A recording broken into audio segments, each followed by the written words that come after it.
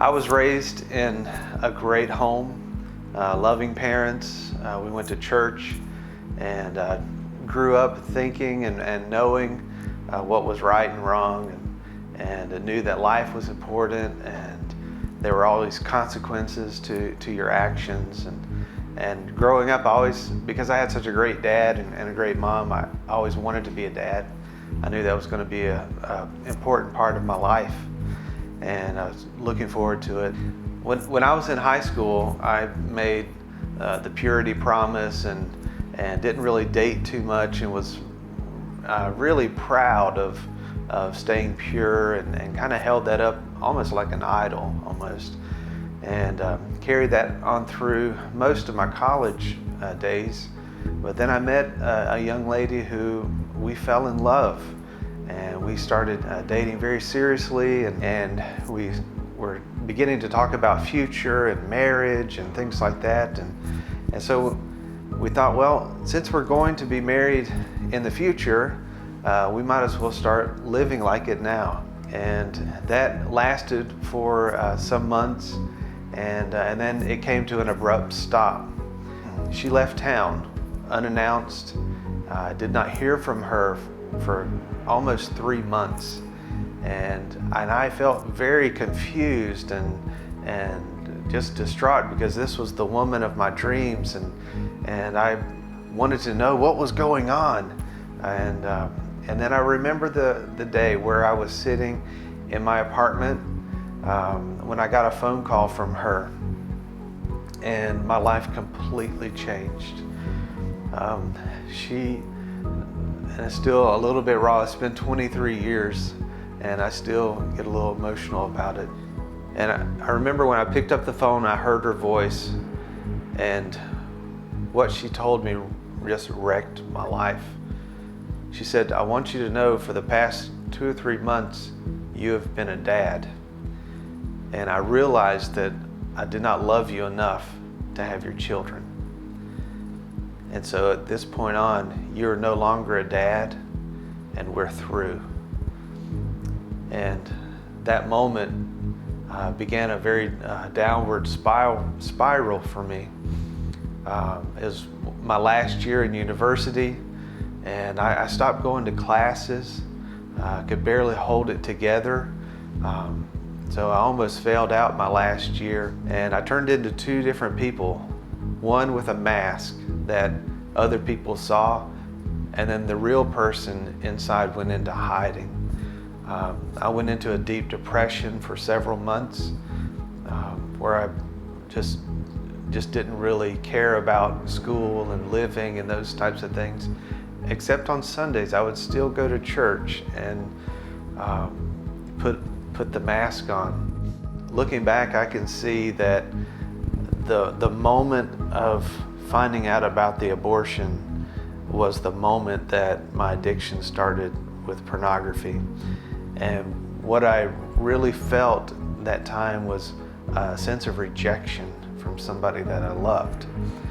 And that rejection, that hurt, the feeling of shame and guilt, because I knew that I had put this girl in that position to make such a difficult choice. And I felt like I wasn't man enough for her, to be a dad at that moment, and because I didn't feel like I lived up to my hope and dream as a person, that was just devastating for me, and really drove me into hiding. And I was looking for comfort for the pain and the guilt, and where I found that comfort, some people may find it in drugs or alcohol or sleeping around or whatever. For me, it was something that I could do, that I thought I could hide, was the pornography. So that lasted several years. I moved on to Nashville, Tennessee, and started fresh and anew, or so I thought. And I went to a new church, a Cornerstone Church in Nashville, Tennessee, and hid that part of my life Was still addicted to porn, but would do my best not to on Saturdays, and that way I could feel somewhat clean enough to go on Sundays.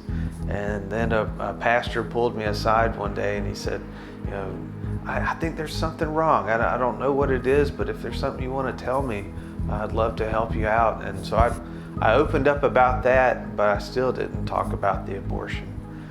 And so he lovingly helped walk me through that, and I felt some relief about doing that, and was getting healing from that.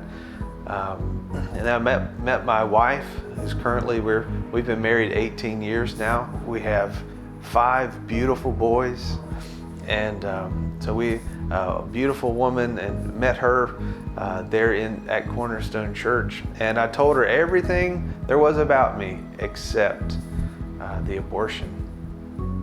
And I just was too ashamed. I just thought that it was in the past, and it was not a big deal anymore.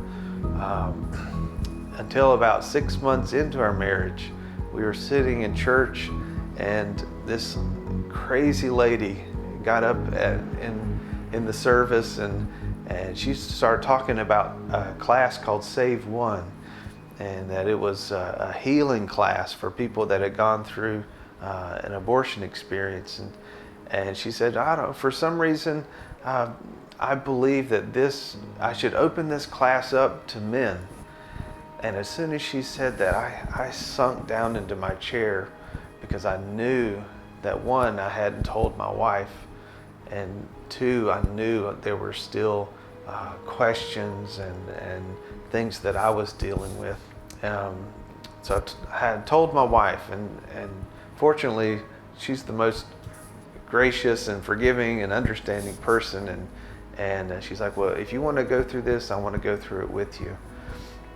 So we approached Sheila and went through the SaveOne class, and through that class was such a wonderful healing time for me, because I had so many questions of what did my ex-girlfriend go through, what was she feeling and thinking, and how hard it must have been to be going through that alone, and she had shut me out. And then he was wondering, well, who is this child, and was it a boy or girl, or just so many things that were still haunting me years later. And through this class, I got to hear such love for these children years after the fact. You know, the regret and the hurt and the pain, but hearing a mother's heart for their aborted child really gave me healing. And I was able to express a father's loss and the hurt and the regret that I felt in the situation, and in that sense brought healing to the ladies in the class too. One of the more special moments in that class was close to the end, when one of the ladies came up to me and she said, I want you to know, as soon as you walked through that door, I hated you, just simply because you were a man. And after hearing your side and hearing your heart and your regret and what you went through, it really gave me a peace and the ability to forgive myself. From that point on, that was in 2001, many years ago. And from that point on, I wanted to be a part of SaveOne. And in 2004, God moved us to Slovenia, it's in southeastern Europe. And we took the SaveOne class with us. We translated the materials. We found some people that needed the same healing and restoration. And so we had the first SaveOne class in Europe. And since then, it's just grown, and we're so amazed how God is just blessing SaveOne over there. And so over these years, I can look back and proudly say, man, what was meant for evil in my life, well, a very dark time, God has turned that around to be hope and help for women and men, which I love dearly. And I hope that you, by watching this, would find courage to speak out, would find hope, knowing that there are other men and women that are in your situation that want to be with you, that want to help walk through this with you, and want to see you healed and set free. And I'm one of those, and I'd love to share that with you. My name is Timothy Hall, and I'm a truth teller.